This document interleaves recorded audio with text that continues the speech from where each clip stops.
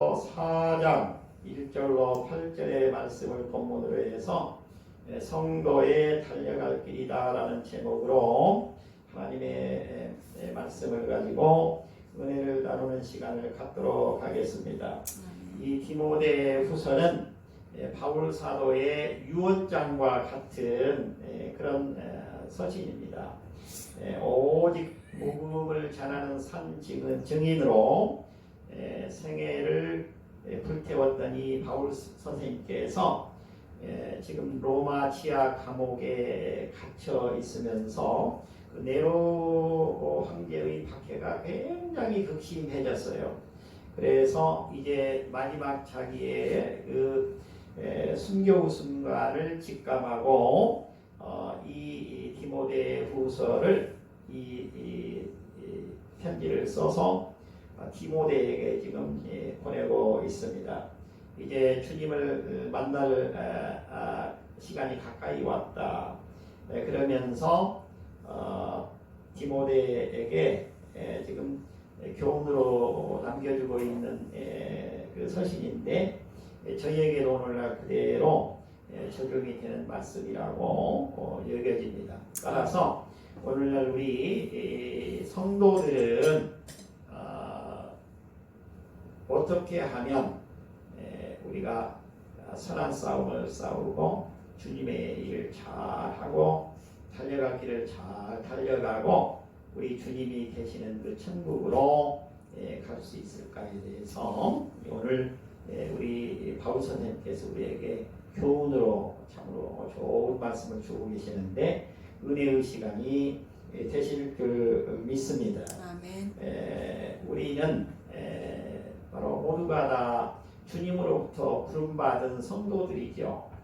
성도들에게는 그 사명이 있습니다. 불러줬는데 사명이 없으면 그 성도가 아닌 것이죠. 그래서 교회는 다니는데 교회를 다니는 사람인지 안 다니는 사람인지 딱 세상 사람인지 구별이 안 된다. 그러면 안 되는 것이죠. 어디를 가도 우리는 저 사람은 성도다, 그리스도다, 크리스찬이다. 저 사람은 말만 하면 그냥 예수 얘기만 하는 사람이다. 노래를 불러도 저 사람은 찬송가만 부르는 사람이다.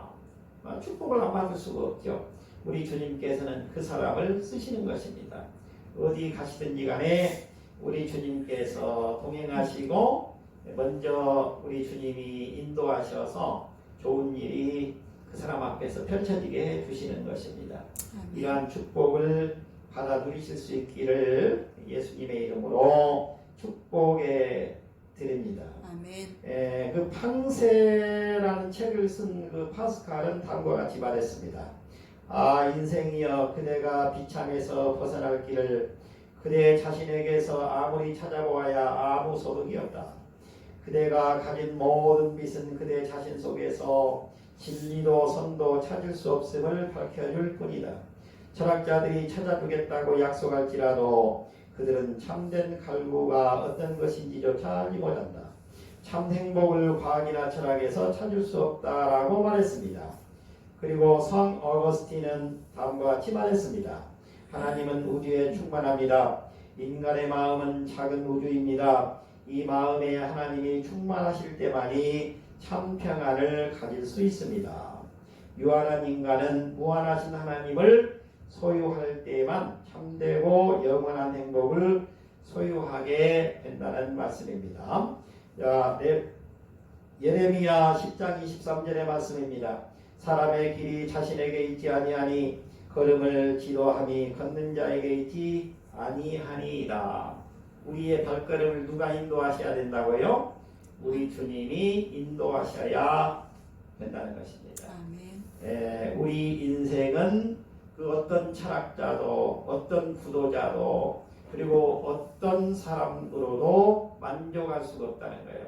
우리 주님을 만나서 우리 주님이 내 발걸음을 인도해 주실 때만 우리는 평강의 삶을 살 수가 있고 천국으로 이르는 삶을 우리가 이 세상에서 멋지게 살아갈 수 있다는 것입니다. 아멘. 우리가 한치 앞을 모르는 인생을 살아가고 있지 않습니까? 우리 주님께서는 말씀하십니다. 오늘 바울 사도의 입을 통해서 1절에 뭐라고 말씀하고 있습니까? 하나님 앞과 살아있는 자와 죽은 자를 심판하실 그리스도 예수 앞에서 그가 나타나실 것과 그의 나라를 두고 엄히 명하노니라고 말하고 있습니다. 우리 주님은 반드시 오십니다. 우리 주님은 반드시 재림주로 오신다는 거예요. 아멘. 우리를 인도해 주시기 위해서 오시는 것입니다. 아멘. 우리를 심판하시기 위해서 오신다는 거예요. 우리 학생들이 공부를 하잖아요. 지금 다음 주 목요일인가요? 그 수학력 시험을 보는데 그 수학력 시험을 잘 치러야 좋은 대학에 갈 수가 있잖아요. 수학 능력 시험을 잘못 치르면은 내가 가고 싶은 곳에 가지도 못하게 되고 또 시간을 또 낭비해야 될 수가 있잖아요. 그와 마찬가지입니다. 우리 예수님께서 오실 때 우리가 그 안에 그 대학 수학력 시험을 치르기 위해서 지금 잠 안 자고 계속 공부하고 준비하고 있는 사람들처럼. 근데 준비가 잘 된 사람들은 걱정할 필요가 없는 것이죠. 준비가 잘 된 사람들은 아이고 하루 빨리 그 시험을 치렀으면 좋겠다. 그런데 놀다가 이제 늦게서 이제 준비하는 사람들은 아이고 시간이 없네. 조금 더 있어야 되는데 시간이 조금 더 있었으면 좋겠는데 수학력 시험을 조금 늦춰주지 않는가. 그렇게 생각하는 사람들도 있을 거예요. 그런데 우리 주님께서 약속하신 대로 주님이 약속하신 그때에 오시는 것입니다. 아멘. 우리는 지금 우리 주님과 동행하는 멋진 삶을 통해서 우리 주님이 나를 인도하시는 그 길로 신앙생활을 잘하면서 나아갈 때에 우리는 우리 주님이 오셨을 때 우리 주님이 심판석에 서서 앉으셔서 우리를 심판하실 때 걱정하실 필요가 없다는 거예요. 우리는 이미 구분하시는 거예요. 이미 구별하신 것입니다. 그래서 우리 주님이 손만 딱 이렇게 까딱하면 우리는 그냥 천국으로 들어가게 되는 것입니다.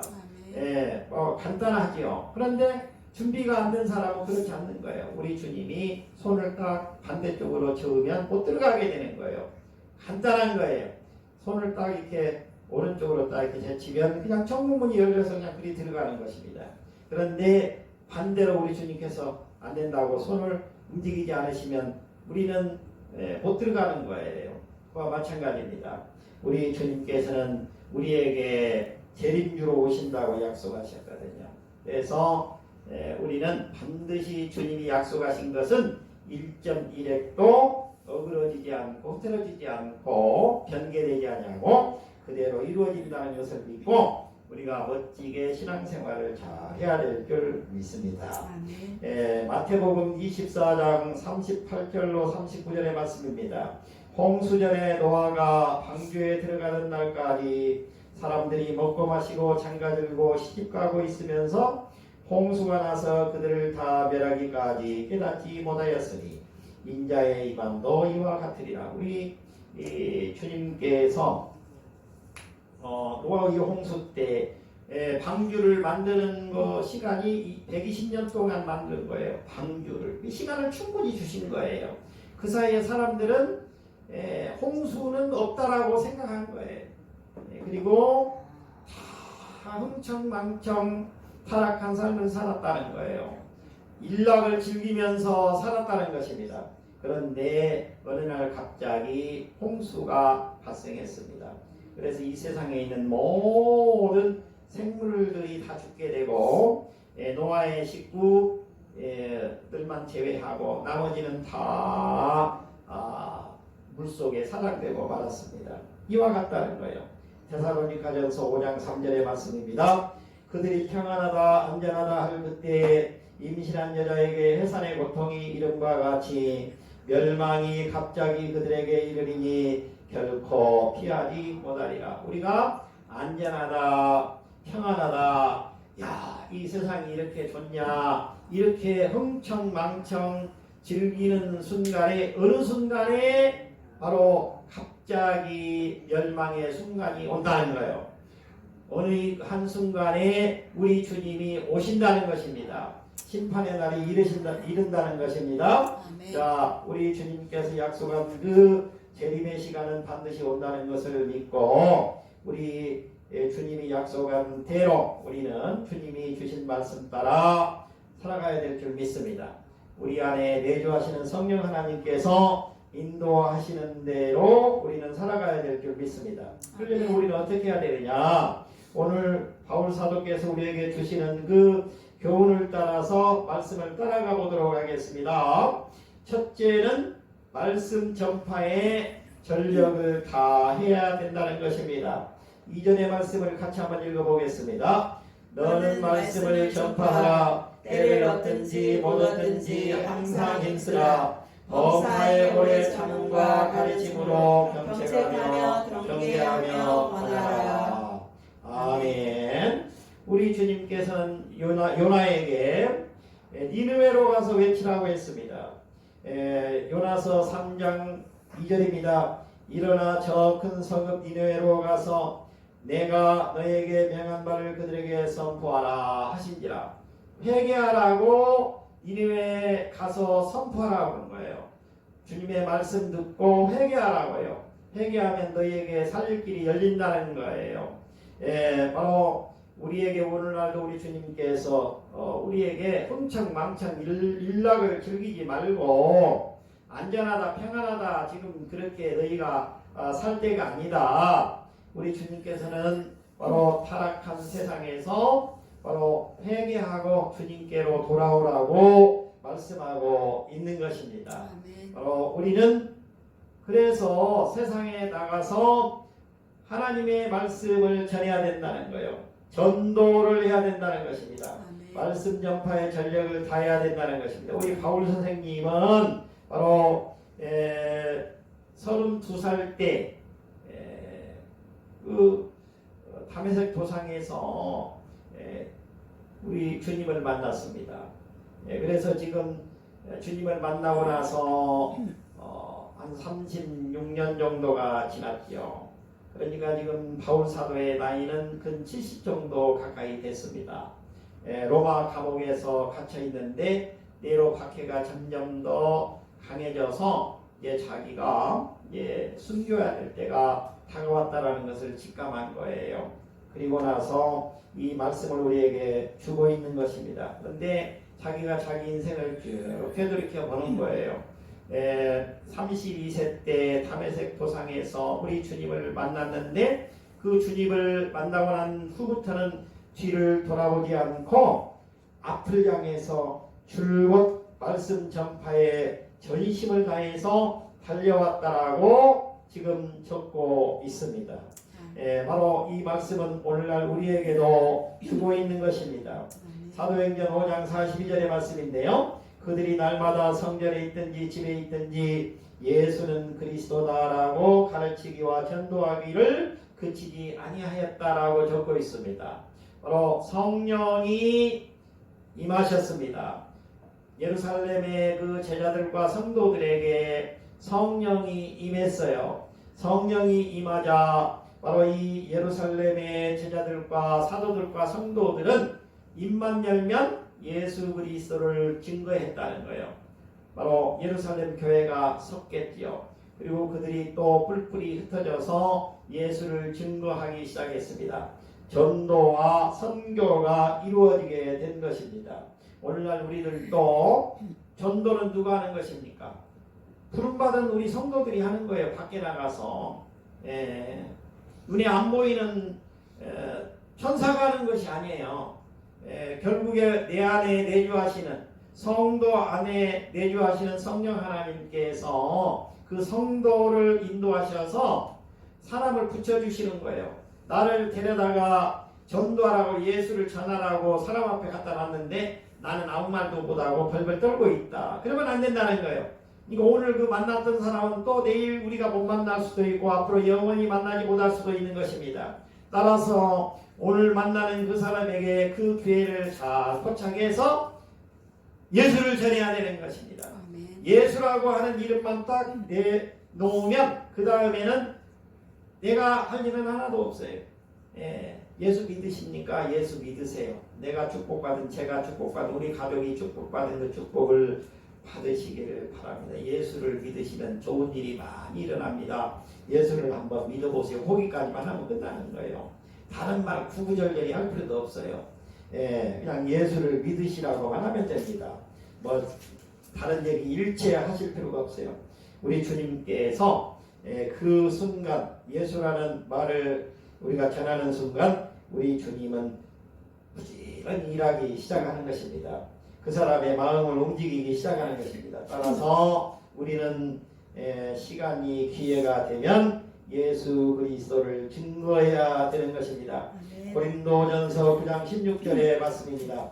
내가 복음을 전할지라도 자랑할 것이 없으면 내가 부득불할 일이니라. 만일 복음을 전하지 아니하면 내게 화가 있을 것이로다.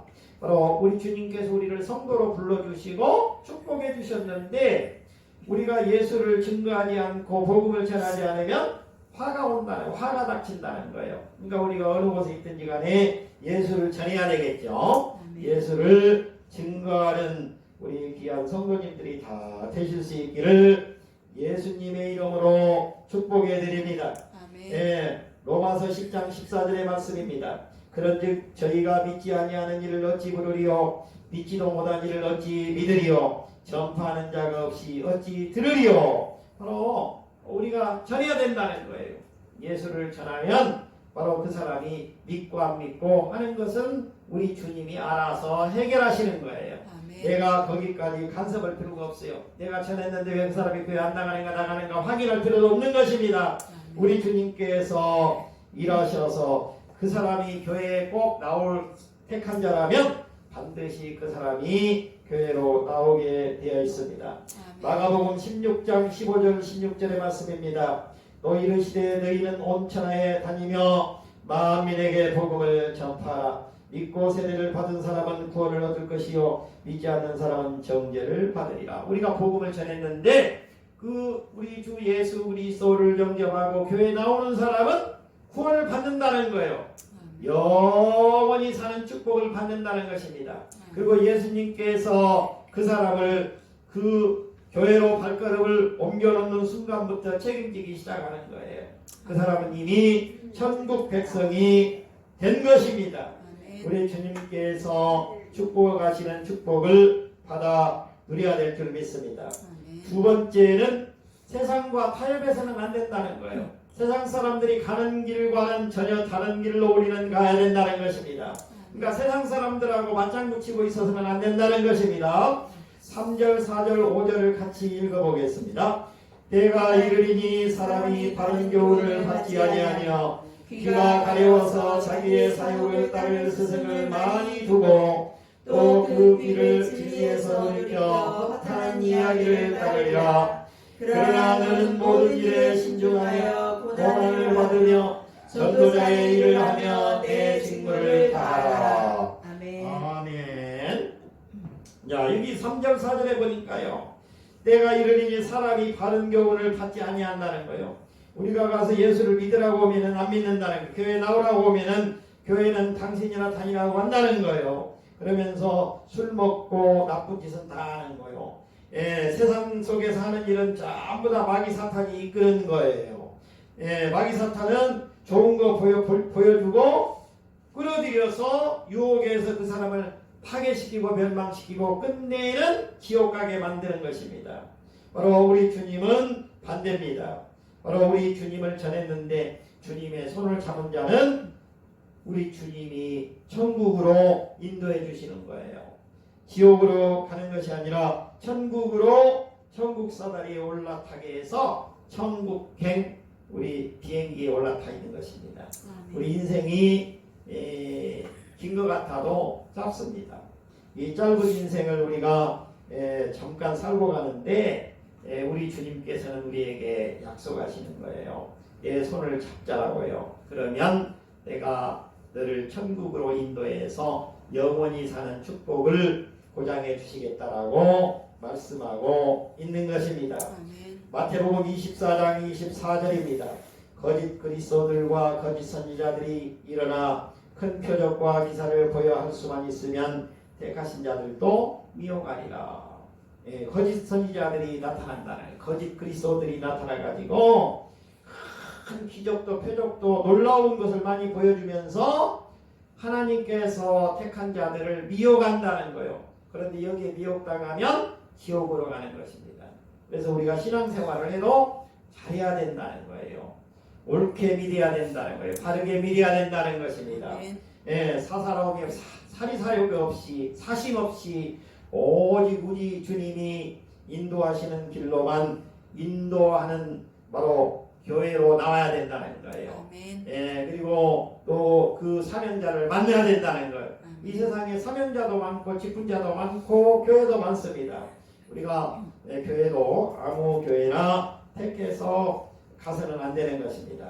예, 주님의 정말 말씀을 잘 증거하는 교회로 나가야 우리 주님께서 온전히 인도해서 천국에 이르게 하는 그 천국 속으로 우리가 들어갈 수가 있게 된다는 것입니다.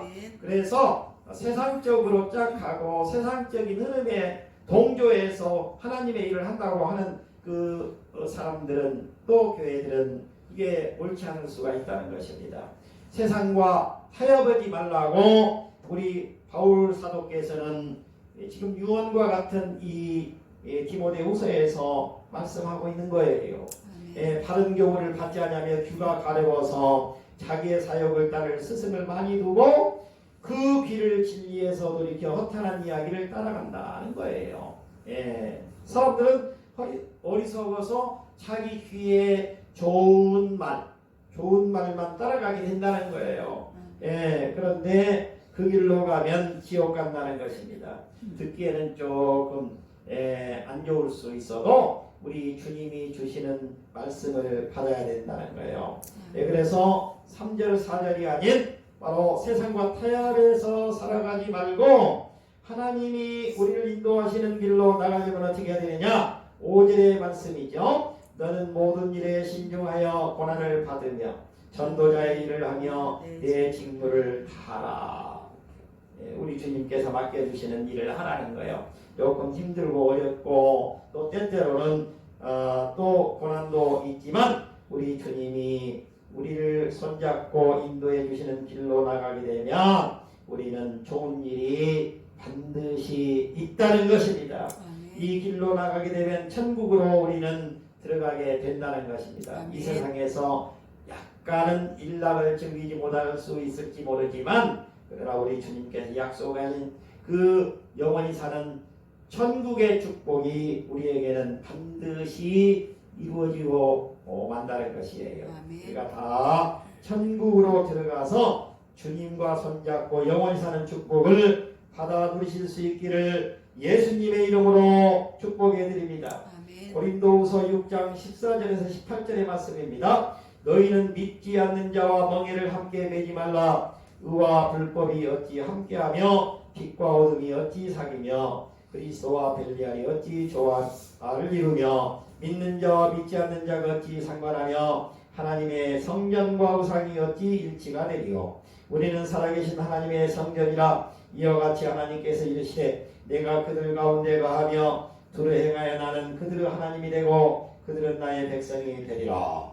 그러므로 너희는 그들 중에서 나와서 따로 있고 부정한 것을 만지 말라. 내가 너희를 영접하여 너희에게 아버지가 되고 너희는 내게 자녀가 되리라. 전능하신 주의 말씀이라 하셨느니라. 우리가 믿지 않는 자와 믿지 않는 자는 우리 주님을 전해야 될 대상이지 그들과 짝해서 우리가 같이 멍에를 메고 걸어갈 사람은 아니다는 것입니다. 바로 분명하게 말하고 있습니다. 너희는 믿지 않는 자와 멍에를 함께 매지 말라고요. 그러면 그 사람하고 멍에를 같이 짊어지고 가게 되면 지옥으로 간다는 거예요. 우리 주님께서는 분명히 말하고 있습니다. 바로 마태복음 16장 24절의 말씀입니다. 우리 주님께서 제자들에게 말씀하신 내용입니다. 누구든지 나를 따라오려거든 자기를 부인하고 자기 십자가를 지고 나를 따를 것이니라. 우리가 십자가를 져야 된다는 거예요. 그리고 나를 부인해야 된다. 나를 십자가에 못 박아야 된다는 거예요. 십자가에 못 박히신 예수 그리스도와 내가 일치가 이루어져야 된다는 거예요. 주님이 십자가에 못 박힌 것처럼 나도 우리 주님과 십자가에 못 박혀서 죽어야 된다는 것입니다. 그리고 그 이후의 삶은 새로운 인간으로 내가 옛사람을 버리고 완전히 새로운 인간으로 바로 크리스찬으로 재탄생하는 거예요. 아멘. 중생했다고 그래요. 중생. 우리는 다시 태어나야 된다는 거예요. 아멘. 그래서 우리 원래 태어났던 육신의 몸이 아니라 우리 주님께서 우리에게 새로운 옷을 입혀주신 영적인 인간으로 예수 그리스도의 사람으로 거듭남을 받아야 우리가 바로 이 세상을 이기면서 살 수가 있다는 것입니다. 아멘. 자, 그 다음에 세 번째는 선한 싸움으로 달려갈 길을 잘 마쳐야 된다라고 말씀하고 있습니다. 바로 이것은 그냥 자기가 신앙 간증을 하고 있는 거예요. 우리 바울 사도께서 신앙 간증을 하고 있는 거예요. 나는 선한 싸움을 싸웠다. 달려갈 길을 잘 달렸다. 그래서 이제 지금부터는 나는 우리 주님께로 가는데 우리 주님께서 멋진 천국에서 지금 의의 면류관을 지금 만들어 놓고 나를 기다리고 있다. 아, 우리 주님 만날 것이 지금 아주 기다려진다. 그러면서 순교 시간이 지금 다가왔다는 것을 직감하면서도 전혀 마음에 주름이 없죠. 한강하죠. 우리 주님 만날 것을 오히려 기뻐하고 있는 자기가 확실한 신앙 간증이면서 또 디모데에게 아니 오늘날 신앙생활하는 우리들에게 바로 이 믿음에 대한 확신을 우리에게 심어주고 있다는 것입니다. 아멘. 우리도 이와 같이 멋지게 살아야 될 줄 믿습니다. 아멘. 바로 누가복음 9장 62절의 말씀입니다. 손에 쟁기를 잡고 뒤를 돌아보는 자는 하나님의 나라에 합당하지 아니하니라. 뭐예요? 두 마음 갖지 말라는 거예요. 우리는 이미 하나님의 사람이 됐다는 것입니다. 그러니까 우리는 어떻게 해요? 하나님의 사람으로 살아야 된다는 거예요. 예. 자, 6절부터 8절까지 같이 한번 읽어보겠습니다. 전제와 같이 내가 부어지고 나의 떠난 시각이 가까웠도다. 나는 선한 싸움을 싸우고 나의 달려갈 길을 마치고 믿음을 지켰으니 이제부로는 나를 위하여 의의 면류관이 열리었으므로 주 곧 의로우신 재판장이 그날에 내게 주실 것이며 내게만 아니라 주의 나타나심을 사모할 모든 자에게로니라. 아멘. 자, 선한 싸움을 싸웠다. 32살 때 32세 때 바로 우리 주님을 담에색 도상에서 만났다라고 말하고 있습니다. 사도행전 9장의 말씀을 보면 담에색 도상에서 예수 믿는 사람들을 잡아가지고 예루살렘으로 압송하는 그런 책임을 맡고 지금 수리아의 담에색으로 가고 있는 중간에 우리 주님을 만난 거예요. 뼈꼬꾸라진 것입니다. 그리고 나서 그 이후로 예수 그리스도를 만나고 나서 그 이후로는 줄곧 뒤돌아보지 않고 오직 예수를 증거하는 일에만 전력을 다했다는 거예요. 예. 온갖 여러 가지 어려움과 고난과 핍박과 능욕과 박해를 다 당했음에도 불구하고 예수 그리스도의 사람으로 달려올 길을 잘 달려왔다는 거예요. 선한 싸움을 잘 싸웠다는 것입니다. 6절에 보니까 전제와 같이 내가 부어지고 나의 떠날 시간이 가까웠더라. 이 전제라는 것은 뭐냐면 구약 시대에 제물로 올려진 어린 양을 불사르기 전에 바로 포도주를 부어주는 것입니다. 그러니까 여기 어린 양은 뭐를 의미하는 거예요? 예수님을 의미하는 거예요. 불로 태워지기 전에 그 어린 양 위에다가 포도주를 붓는 거. 그런데 여기 6절에 보니까 전제와 같이 나는 내가 부어지고 나의 떠날 시간이 가까워졌다. 이 어린 양 위에 나는 그냥 포도주로 부어졌다. 우리 주님께서 맡겨주신 사명을 나는 다 했다. 정말 열심히 다 잘했다는 거예요. 모든 나의 있는 것 없는 것 다 바쳐서 우리 주님 일을 했다는 것입니다. 7절에 보니까 아주 멋지게 표현하고 있죠. 나는 선한 싸움을 싸우고 나의 달려갈 길을 마치고 믿음을 지켰다. 우리도 이렇게 멋지게 증거할 수 있는 사람이 되어야 될 줄 믿습니다. 아멘. 우리도 이렇게 멋지게 가장 마지막에 신앙 간증을 할 수 있는 바로 크리스찬들이 되어야 될 줄 믿습니다. 아멘. 우리 주님께서 맡겨진 사명을 잘 감당할 수 있으시기를 예수님의 이름으로 축복해 드립니다. 아멘. 바로 디모데전서 1장 18절에도 이와 같은 말씀이 그대로 나옵니다. 아들 디모데야, 내가 내게 이 교훈으로서 명하노니 전에 너를 지도한 예언을 따라 그것으로 선한 싸움을 싸우며 믿음과 착한 양심을 가지라. 우리가 하나님의 일을 한다고 하면서 세상 사람들과 적당히 착하면서 모든 것은 적당히 좋다, 적당히 해서는 안 된다는 거예요. 우리 주님께서 약속하신 대로 말씀대로 선한 싸움을 써야 된다는 거예요. 아멘. 악한 싸움이 아니라 선한 싸움을 싸워야 돼요. 그리고 믿음을 지켜야 된다는 것입니다. 그리고 양심은 착한 양심을 가지고 싸워야 된다는 거예요.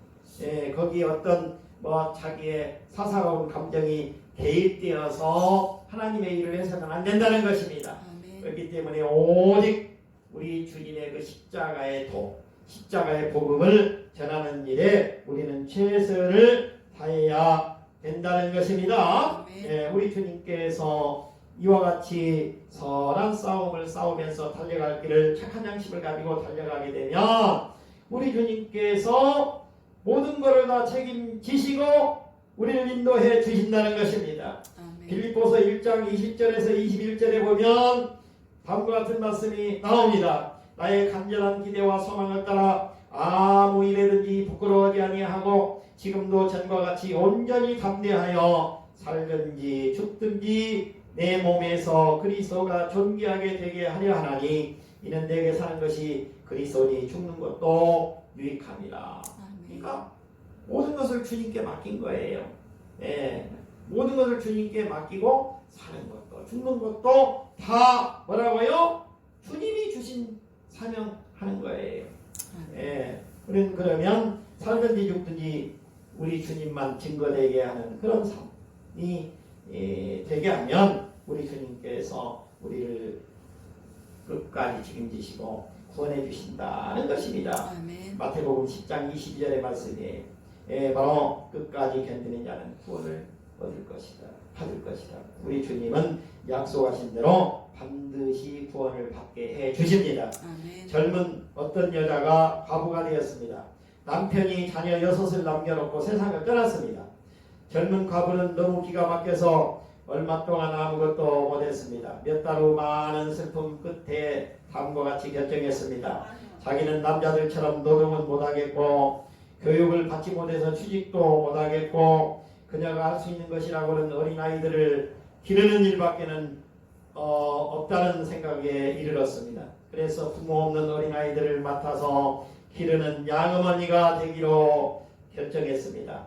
그 후 20년 동안 이 과부는 자기 집을 양육하는 가정을 만들고 부모 없는 어린이들을 맡아 길러냈습니다. 미국에서는 부모 없는 아이들을 맡아 양육하는 가정에 정부에서 한 아이당 400불 정도씩을 지급했습니다. 이 과부는 자기의 6남매 이외에 100여 명의 어린이들을 맡아서 길러냈습니다. 신문 기자가 와서 그 부인을 인터뷰하면서 물었습니다. 당신은 무슨 비결로 그 많은 아이들을 맡아서 훌륭하게 길러냈습니까? 저는 하나님과 약속을 지킬 뿐입니다. 제가 이 일을 시작할 때 저는 하나님과 약속했습니다. 하나님께서 제 근심 걱정을 맡아주십시오. 그러시면 저는 일만 하겠습니다. 라고 약속했습니다. 그녀는 온전히 자신의 삶을 하나님께 맡기는 삶을 살았던 것입니다. 시편 55편 22절의 말씀입니다. 내 짐을 여호와께 맡기라. 그가 너를 붙드시고 의인의 요동함을 영원히 허락하지 아니하시리로다. 우리 주님께 모든 것을 맡기면 우리 주님께서 우리를 꼭 붙들어 주시고 모든 것을 다 감당할 수 있도록 해주신다는 것입니다. 아멘. 우리 주님께 우리를 온전하게 다 맡기시고 살게 되면 자, 오늘 마무리하겠습니다. 믿음을 지킨 자들에게는 반드시 의의 면류관이 준비되어 있다는 것입니다. 아멘. 바울 선생님께서는 지금 이 유언장과도 같은 글을 쓰면서 지금 다가온 거예요. 순교의 순간이 임하겠습니다. 바로 그런데요. 이게 육신적인 죽음을 맞이하는 이 사람의 지금 자세가 아주 당당해요. 천국에서 지금 우리 주님께서 의의 면류관을 만들어 놓고 나를 기다리고 있다는 것입니다. 그런데 거기에 보면 뭐라고 말씀하고 있습니까? 바로 이 의의 면류관은 바로 바울 사도에게도 지금 준비되어서 기다리고 있지만 그날에 내게 주실 것이며 그 다음에 내게만 아니라 주의 나타나심을 사모하는 모든 자에게도니라. 우리에게도 우리 주님은 의의 면류관을 만들어 놓으시고 기다리고 계신다는 거예요. 아멘. 우리는 우리 주님을 온전하게 믿고 우리 손잡고 나가게 되는 삶을 살게 되면 세상에 근심, 걱정, 염려, 불안, 초도 우리 주님께서 다 감당해 주시고 우리 승리의 의의 면류관 만들어 놓으시고 우리를 천국에서 기다리고 계신다.